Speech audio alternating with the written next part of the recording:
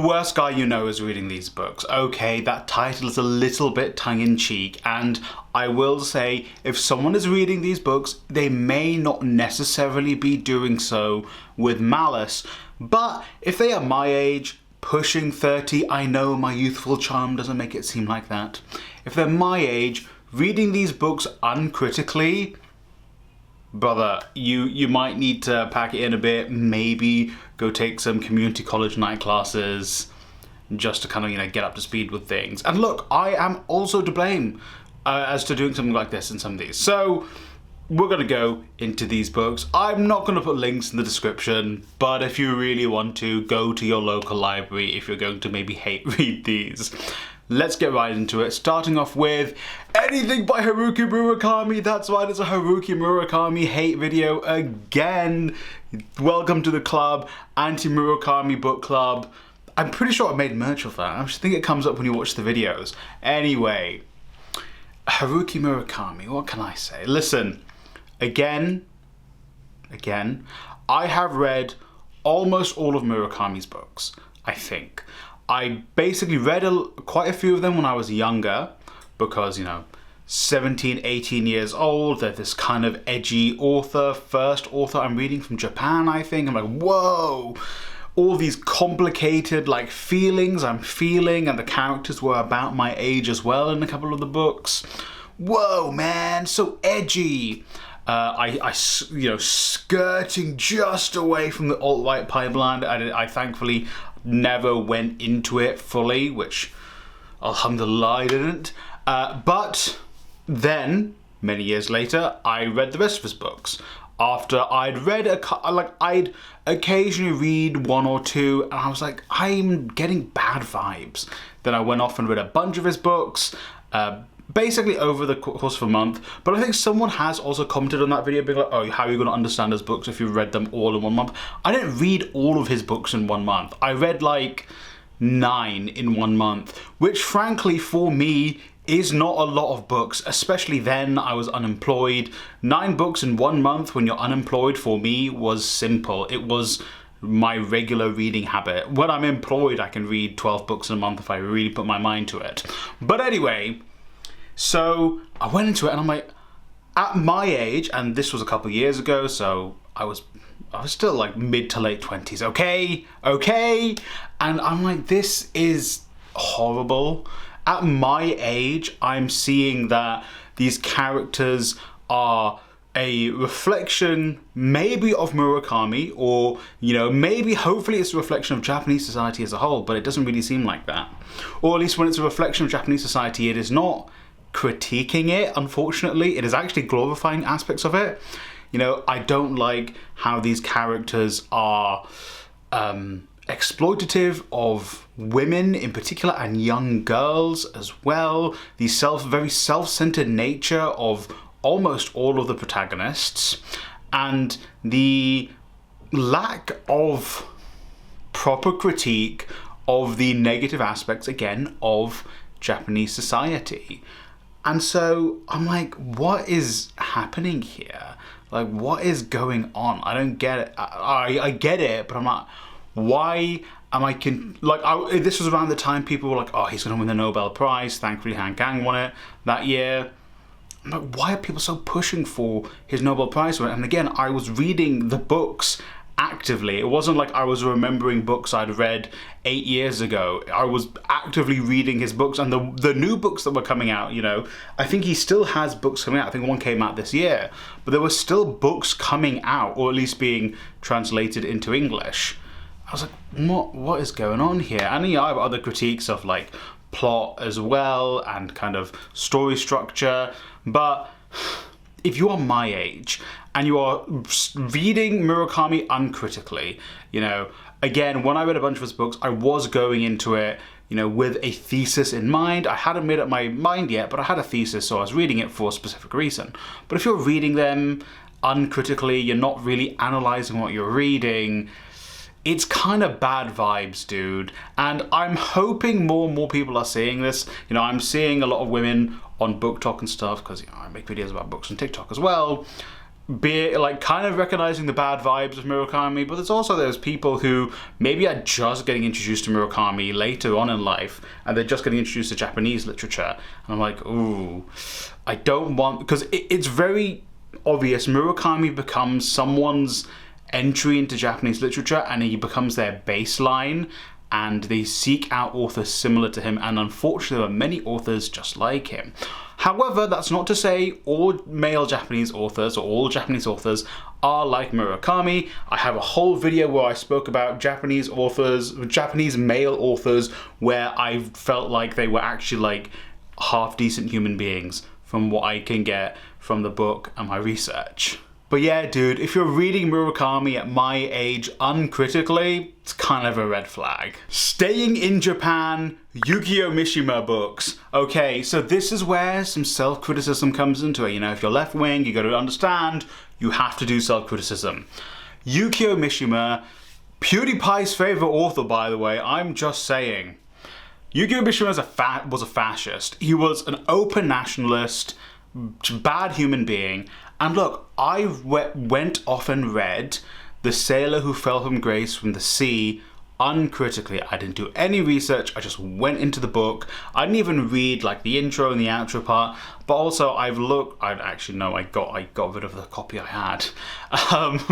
But I went off and I looked at the intro to that book, and I was like, they didn't really talk about, you know, his fascism in this introduction.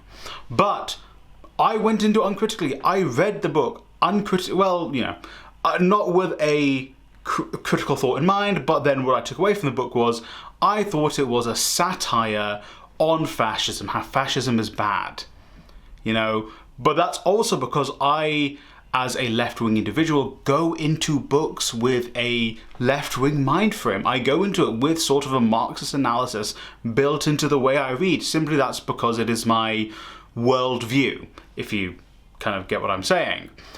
And so I thought, oh, this is very clearly a critique of fascism because it seems so over the top. Not even a critique, a satire of fascism. It seems so over the top. It seems so like obvious fascism is bad. And then people were like, no, dude, this is what Mishima genuinely believed. And people read Mishima books because they agree with this worldview. And look, I don't know PewDiePie personally. Maybe he doesn't actually agree with Mishima's worldview. I don't know. I only have the kind of his online presence to go off, okay? But then I went off and I didn't read it in its entirety. I read parts of, like, I'll put it here. It's like Mishima's like philosophy book, talking about his philosophy. I'm like, oh yeah, this guy is a fascist, and he is. Like, fascism in itself is a nonsensical ideology, and a lot of the things fascists use to justify their fascism aren't very sensical, and it comes through particularly in the Sailor Who Fell from Grace from the Sea, but also, you know, in his other works, his more philosophical works. Fascism really needs hyper-emotional behavior to kind of be implemented, and that's what was happening in Japan post-World War II, and actually still happening in Japan. You know, they'd just been completely devastated by the US. They'd been basically occupied by the United States, and you had the fascist nationalist sects who were still in, you know, who were in charge of Japan before and still had charge of Japan. I mean, the current government is basically the more fascist side of the current part of the party that's basically been in charge almost for the entirety of Japan post-World War II. And so you've got these people who are like super fat. Like Mishima was like very, very fascist at a time where Japan still was, you know, had those fascist undertones, but they were kind of like trying to figure out what they were doing. And so Mishima in his writings is basically displaying his fascist ideology, but because fascism doesn't make sense, and particularly to someone like me, again, who is left-wing and like gets this, like, not gets this stuff, because that feels mean, who is learned a bit about this stuff, to me it's nonsensical, but that's because it plays on emotions that I have kind of come around to understanding and being like, actually, no, these are just emotions that are, you know, heightened because of the actual flaws of capitalism that are being exploited by the fascists. But people don't know that. You know, particularly here in the global north, our governments are either fascist adjacent, or neoliberal, which is a step towards fascism, and very, you know, clearly have made it so we can't detect the signs of fascism very well. So when people are going off and reading Mishima, reading him without knowing, you know, actually that he was a fascist, you know, and don't have that left-wing lean to them, they can fall very much into the similar ideology of Mishima, being like, oh yeah, because there are things just like, you be strong, and that's something that's drilled particularly into men. Be strong, be a provider, you know, you gotta look out for the women. Literally, this book, the kid is like peeping on his mum having sex, which is fucking creepy as hell. And then the kid is like, ugh, this guy that's banging my mom is really in tune with his emotions. He sucks. We should get him. I'm like, does that not sound insane? But unfortunately, men in particular, but I think also this, you know, it's something we're seeing women are conditioned to also think. They're conditioned to think that's kind of how you should be. You should be strong, protect your women against the soft man. And this is what's being perpetuated and pushed towards us by the far right. And unfortunately, I feel like Mishima can very much be a gateway to the far right. So if you actually know a guy who's reading Mishima and they don't know he's a fascist, get the book and just lob it. Chuck it away, rip it up, burn it, whatever. Do not let him read Mishima, particularly if he doesn't know Mishima was a fascist, who then, you know, very poorly committed seppuku after trying to overthrow the government and then died a very painful and slow death. Okay, now we're going to go for a specific book, On Violence by Hannah Arendt. Okay, I think I mentioned this in a video before, so I will be quite snappy with this. I saw this in my library. I'd seen Hannah Arendt come up before on like videos on TikTok, and I knew she was like, I don't think I'm going to agree with her very much. But I was like, you know what, it's in the library. I was just going to go to a coffee shop to work, and I thought, you know, maybe I'll read whilst I'm drinking my coffee, because On Violence is like 80 pages, at least I think it was a Penguin edition that I was reading. It was like 80 pages. It's not long. I was sitting there reading this. Thankfully, the coffee shop I went to was basically empty. They had a second floor which was empty where I usually go and work, and I was like, I'm so happy no one's here, because if someone sees me reading this, I'm gonna be embarrassed. I'm gonna feel like an absolute fool. On Violence is okay, large swathes of it is Hannah Arendt, one, being extremely racist, basically saying African Americans are inherently violent, and because of their inherent violence, they lean towards it, and their violence is unproductive at all to anything liberatory.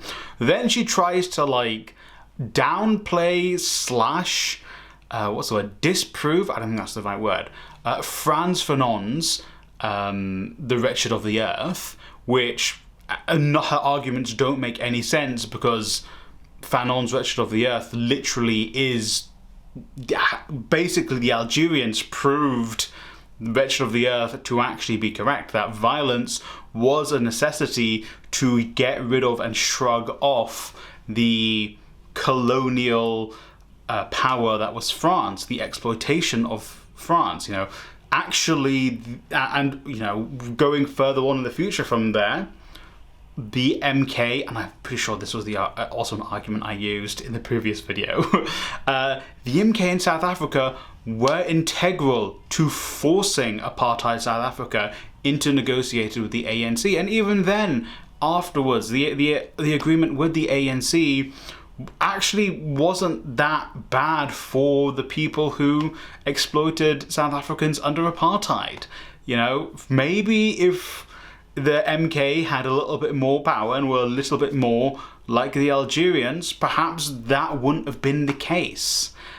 So On Violence is not just like a book that a theory, a philosophy that I disagree with on that front, but also just extremely racist. Like it clearly Arendt and people who read her take these lessons, and I think it's why there are many philosophers or thought leaders in the United States, which is the United States, who prescribe to Arendt's ideology, who are like, violence is bad, and also African Americans are inherently violent, and they need to be policed and over-policed, which is just, statistically we know is wrong. So, I don't know. I think if a guy, I'm saying not if a guy, it's anyone. If someone's reading On Violence, and they're not reading it the way I was, which was like, this is abysmal, I hate this. If they recommend it to you, maybe I'll call this the worst guy recommends you these books instead, actually. If they are recommending you this book, to be like, oh yeah, I learned a lot from this, I actually agree with that, run away. Run away from them. When I make these type of videos, I always feel bad with the last entrant, because generally they're like not as bad as the other ones, and that's the case again. But the final ones, I would say, is like any business-leaning self-help book. And look, again, I unfortunately fell into this trap in my early 20s, where I was like, I just need to get rich, I need to get out of the rat race. And that was, before I'd properly understood left-wing ideology. I was kind of stuck in this thing of like, I'm broke, I don't have money, I gotta do something, I can't be doing this job that I hate every single day for the rest of my life. And so, unfortunately, and I think also I had a friend who was in a similar situation, and we both aged up and like, that was so stupid. And I even had like, my manager was like, what are you reading, dude? This shit sucks. I'm like, it doesn't. And now, looking back, I'm probably the same age my manager was then when they said this. I was like, yeah, man, this shit sucks. But, some examples, stuff like anything about Peter Thiel, obviously, that man's evil. Rich Dad, Poor Dad, Gary Vee's book. There's another one. There's one where it's all about like, you barely have to work and you do stuff. I wouldn't quite put Simon Sinek in there, but honestly, I've only read one of his books. It's like Start With Why, and there's like some things from that one I'm like, okay, that's not necessarily horrible compared to some of the other stuff the other people have said. Atomic Habits, I actually would put in there as well. So those kind of like business-adjacent self-help books. I think I've made a video where I've talked about Atomic Habits. They are all about individualizing systemic problems that need to be overcome. It is the neoliberalism. It is making you feel like you as an individual, or you and your friends, whatever, have to, by yourself or yourselves, solve issues that really should be the purview of the community and of society. I now remember what I said when I was speaking about Atomic Habits. It's like, you do this thing in the morning, and then you have to do this thing to improve your life slightly better, to get to a better place. And it's like, this is something that is very clearly just so generic that it does not actually work in a proper functioning society where there are people with specific issues. I remember I gave the example of, say, there's a single mother who is struggling to get by. She lives in the US where there's very little support. Anywhere in the global north, there's very little support for single parents compared to how expensive living is because of capitalism. When are they going to actually be able to implement any of these individualistic things when they have to actually live life? And when the real solution is building a society where someone in that situation actually gets support and is then alleviated of that situation, whether it be I don't super believe in universal basic income, but a steady job, a job that is actually one that is rewarding, but also built in a way around the worker's life, not having her labor stolen, so not having to work super long hours for very little compared to what her boss's boss is making. A society where she doesn't have to worry about feeding her kids because her kids are getting meals at school through the state. A society where she doesn't have to worry about her children, having to come home alone because there are fully funded and very good community centres, something that we severely lack here in the UK and likely they also do in the US. All of these things can be solved by changes in society. If I'm looking at Gary Vee's Crushing It, it is all about you gotta go, you gotta crush, you gotta keep going all the time to try and get to this point where you're succeeding. And Gary Vee, I think when this book came out, he was getting that criticism, but I still get my 8 hours of sleep, guys. I'm not telling you to not sleep, but it's this constant when you are awake, having to keep just being on top of it. So that's not a way to live. That is not a society to live in. Rich Dad, Poor Dad, the most egregious one, basically being do financial fraud. And I'm not, he didn't say do financial fraud, but take out unlimited debt, keep taking out credit cards, keep taking them out and try and leverage them to get rich. And now I'm not 100% sure if I do see a source proving it. I think this guy's in proper issues with the US FTC and also the IRS.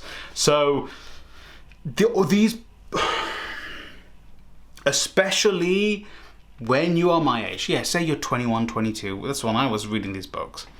You've been brainwashed and programmed into being I must consume neoliberal slop. That's the only way forward.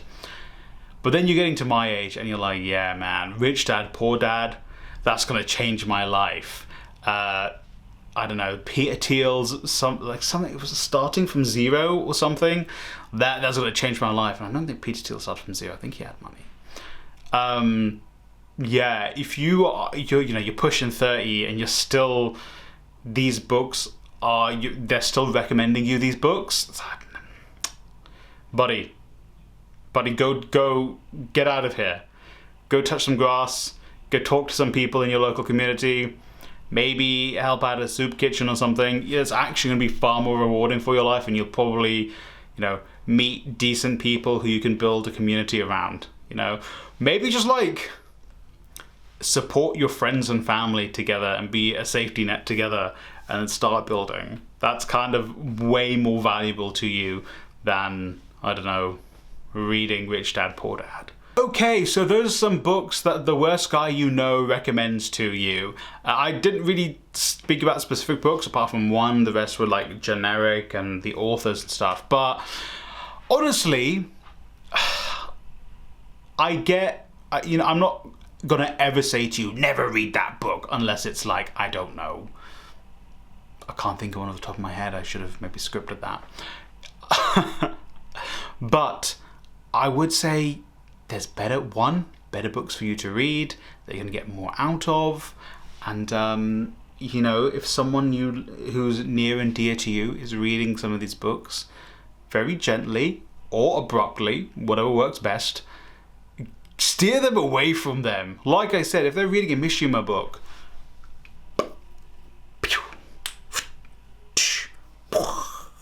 get rid of that. Get rid of that book. Do not let someone you love read a Mishima book. But you know who I love? What a segue. My members. Members get access to book club, movie club, additional videos, which I actually need to post one this week, essays, which I need to post one this week, other bonus content. You can join from as little as £1 a month in the description down below, or by hitting the join button, or on my channel. You can do that. Thank you for getting to this point in the video. Remember to like, subscribe, share the video with a friend or family member, and hey, I hope you read a great book today.